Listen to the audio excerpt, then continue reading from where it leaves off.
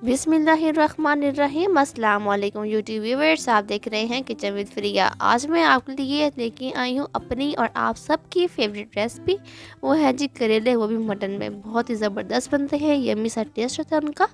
तो अब आपने हमारे साथ रहना है, आपने कोई भी वीडियो का पार्ट है वो स्किप नहीं करना और आपने सारे स्टेप जो है फॉलो करने हैं। इसी तरह से आपने करेले बनाने हैं और मुझे साथ आपने बनाना है कि आपके करेले वो कैसे बने हैं।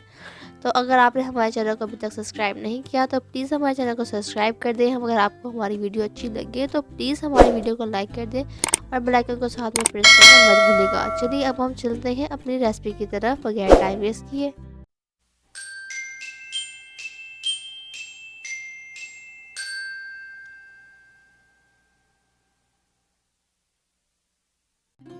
ये लिए हैं जी मैंने करेले। इनके ऊपर जो ग्रीन होता है स्किन उसको मैंने पील किया है, अच्छे से रिमूव किया है। फिर इसको मैंने काट के इसकी सीड निकाल के और इनको इस लंबी शेप में कट करके सॉल्ट के साथ रख दिया है।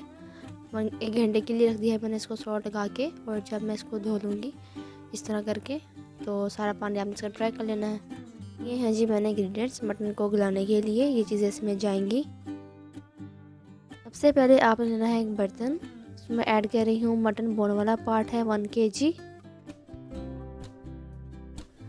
अब मैं इसमें ऐड कर रही हूँ प्याज और मीडियम साइज़ की बारीक कटी हुई। ये लिए मैंने एक गड्ढा लहसुन का और उसमें दरमियान में एक कट लगाया है। ये लिए मैंने सॉल्ट हस्बे जायका ½ टी स्पून मैंने लिया है। ये है रेड चिली पाउडर और उसका कुटा हुआ और पिसा हुआ दोनों इकट्ठे हैं। पिसा हुआ है ½ टी स्पून और कुटा हुआ 1 चम्मच। ये लिए मैंने कोरिएंडर पाउडर 1 टेबल स्पून। ये हल्दी पाउडर ½ टी स्पून।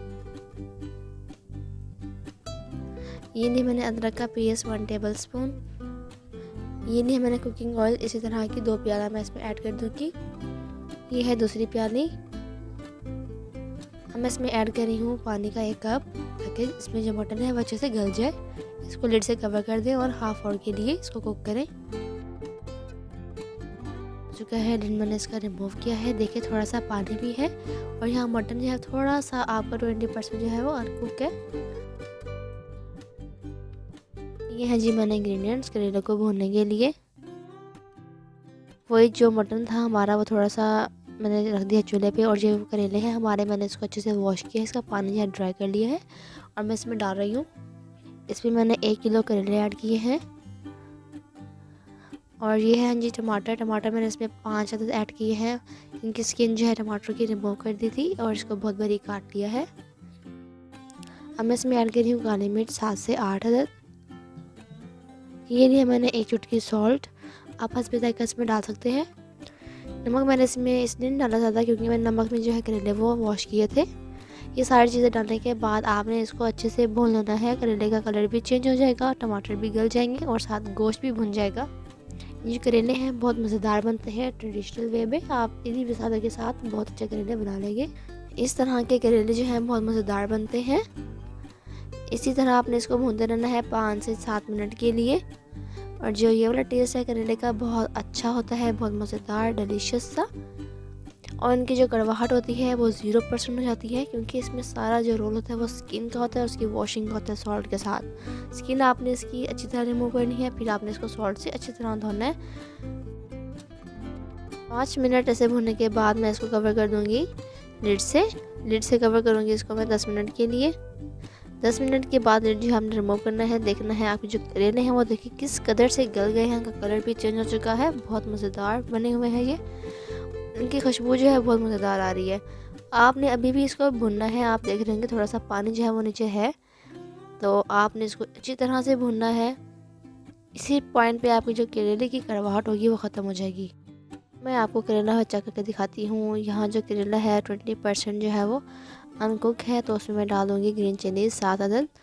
और अभी इसको आपने भुनना है 1 मिनट के लिए, ठीक है, जहाँ जब तक कलर जो है ग्रीन चिली का थोड़ा सा चेंज नहीं होता। तो आपने लेने हैं प्याज मैंने यहाँ लिए थे 6 मीडियम साइज़ के, इनको बहुत बारीक काट लिया है। और आपने इसमें इतने ही प्याज डालने हैं, आपका जो जायका है वो आपका ख़राब नहीं होगा, बहुत अच्छा बनेगा। प्याज डालने के बाद आपने इसको अच्छे से मिक्स कर लेना है, एहतियात के साथ मिक्स करना है आपने।